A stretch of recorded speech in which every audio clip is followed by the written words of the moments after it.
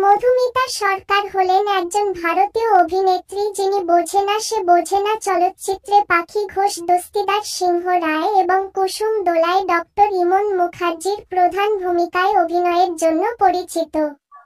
মধুমিতা সরকার জন্ম কলকাতা, ভারত। পেশা অভিনেত্রী। বছর সক্রিয় 2011।